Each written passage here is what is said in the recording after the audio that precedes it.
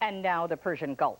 With the United Nations deadline for Iraq to withdraw from Kuwait just 2 days away, the last hope for a negotiated, peaceful solution to the crisis seemed to disappear today when the UN Secretary General left Baghdad with nothing encouraging to say.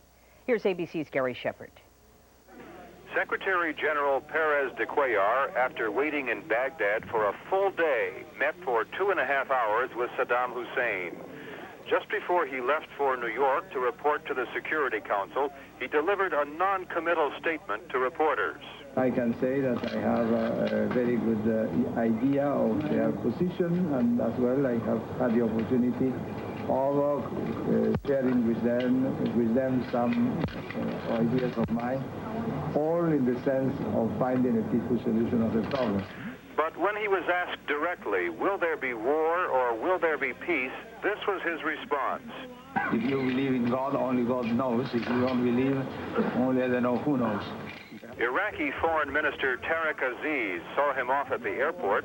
Then, as Aziz was leaving, he made only one brief comment. The show was for the Secretary General.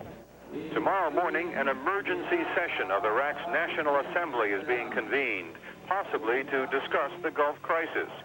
The last time such a session was held 1 month ago, it confirmed Saddam Hussein's decision to release all the remaining foreign hostages that were being held in Iraq. Last night, when Perez de Cuellar arrived here, he said he hoped he'd be able to have good news when he left. He did not have any to report tonight. Gary Shepard, ABC News, Baghdad. Joining us now is Georgetown University Professor Tony Cordesman, an ABC News consultant.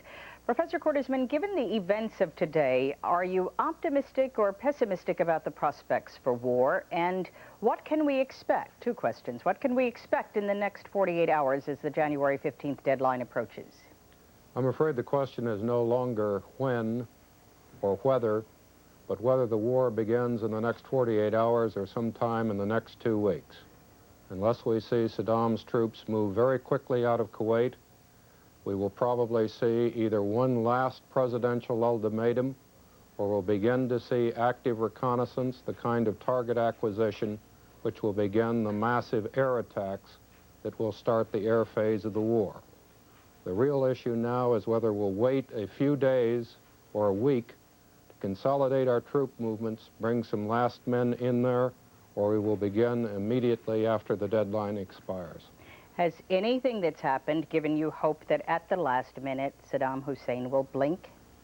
We've seen absolutely no indications he will blink. We've seen no indications he will even try the partial withdrawal strategy. At this point in time, he is desperately trying to complete moving his units into the forward area. Thank you very much, Tony Cordesman, an ABC News consultant. Coming up, the U.S. response to the military crackdown in Lithuania. I'm very much concerned about the loss of...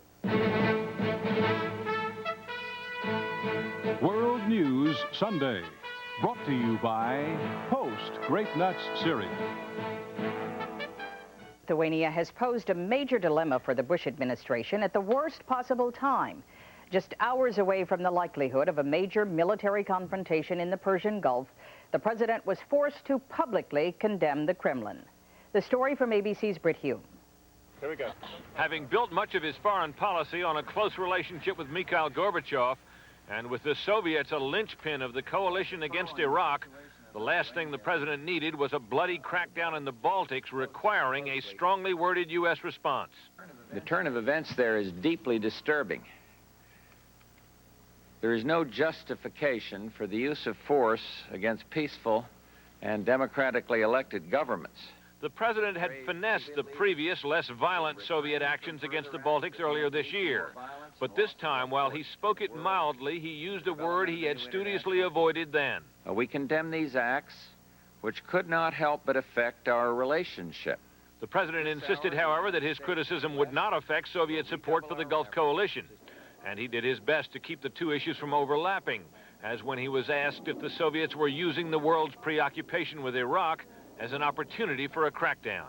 No. But the two issues are inevitably related. And one Democrat who supports the president's Gulf policy, for example, cited events in Lithuania as a reason for supporting force, not just sanctions, to get Iraq out of Kuwait. The problem with relying on the sanctions is holding that coalition together. And I think the events of this morning are very strong evidence of how difficult it's going to be to hold that alliance, the coalition against Iraq together. One reason the president reacted so strongly to Iraq's invasion of Kuwait was that he saw it as a threat to a more peaceful world order made possible by the end of the Cold War.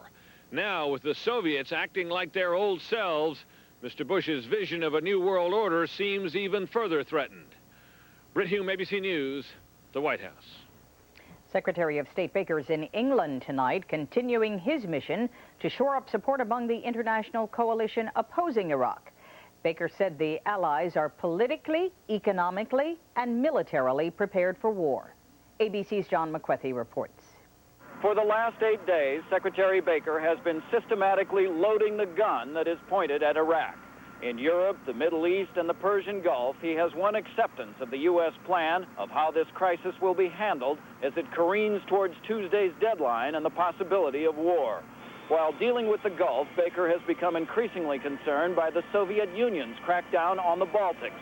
He said today aboard his plane that he is deeply disturbed and saddened, hinting there could be penalties in the U.S.-Soviet relationship. Baker began his day in Turkey, where the U.S. has quietly moved hundreds of warplanes so they can be within striking distance of Iraq. He then flew to Britain to compare notes with that country's new Prime Minister, John Major, on both the Gulf crisis and the explosive situation in the Soviet Union. Let me simply endorse what the Prime Minister has said about the desirability of moving sooner rather than later, and the fact that, as we've said now for many, many weeks, January the 15th is a serious deadline. Secretary Baker now heads to Canada, the last of the coalition partners to be personally consulted by James Baker, the careful lawyer and political strategist who likes to leave no detail to chance, especially in a case when so many lives could hang in the balance. John McWethy, ABC News, Alconbury Royal Air Force Base in England. Here in Washington, several hundred Lithuanians carrying a coffin and singing freedom songs staged a demonstration in front of the Soviet embassy. They then marched to Lafayette Park in front of the White House, where they joined a protest by other Baltic Americans. When we come back, how Israel is preparing for war in the Gulf. Hundreds of foreigners flew out of Israel today, including 70 wives and children of U.S. diplomats there. Saddam Hussein has said that if war breaks out, he will attack Israel first. And Israel staged an impressive demonstration of its air power today to show that it is prepared for the worst. Here's ABC's Dean Reynolds. It's the best air force in the Middle East, and there will be no hesitation in using it against Iraq if necessary. If Israel is attacked, we will use the legitimate and natural right of any country that is attacked to respond. Sources say Israel rejected a request today by American Deputy Secretary of State Lawrence Eagleburger not to respond to an Iraqi attack, but to let the U.S. do the job. Sources say Washington even promised to hit the Iraqi targets Israel especially wants destroyed, and to send Israel more American-made missile batteries and specially trained soldiers to operate them. But Prime Minister Yitzhak Shamir insisted Israel will do its own fighting if it has to. Meanwhile, as outgoing travelers were jamming the country's main airport, those staying behind were picking up protection against a chemical assault. Israeli officials are impressed by America's hard line against Iraq. But if it comes to war, and the military here says the chances now are 90% that it will, Israel intends to take care of itself. Dean Reynolds, ABC News, Tel Aviv. U.S. troops in the Saudi desert are preparing for the worst, too. But as Forrest Sawyer reports, the worst may be worse than they thought. Today was the day U.S. troops got a taste of things to come. The inhospitable Saudi Arabian desert has brought some new problems to overcome. This is crazy. The winter rains are beginning, turning the hot sands of August into the cold mud of January. Some troops never thought they'd need their rain gear here and left it behind, only to find there aren't enough extras to go around. I was just ready for the dryness and the heat. That's what I psyched myself up for, was all the heat. And I come out here to this, you wake up in the morning, it's 30 degrees outside. The steady rains we have seen for the past 15 hours will only grow worse as we move toward February and the rainy season. One more reason, some analysts say, to fight sooner rather than later. Even in today's hazy, overcast skies, Cobra helicopters have trouble pinpointing targets for their Hellfire missiles. The laser beams that guide the missiles in are less effective in the rain. If they can't see it, they can't shoot it. Well, our solution is we're going to have to bring them in a little closer. Which makes it more dangerous. More dangerous for everybody. With only 2 days left to the UN deadline, more dangerous and far more real. This is what I signed up for. I don't want to die. I'd be an idiot if I said that. But I've sort of accepted the possibility of it. But I do plan to be home for Christmas next year. Every day that passes, the troops here believe their road home must pass through Kuwait. Increasingly, they believe this is only a brief pause before the real winter storm begins. Forrest Sawyer, ABC News, Eastern Saudi Arabia. When we return, demonstrators... I feel so sorry for you, okay? I understand your situation, but I wouldn't die for it, okay? I would never let a man tell me that I had to die. No, I'm sorry. Who are over there are going through. I will pray for them. I understand, but I would pray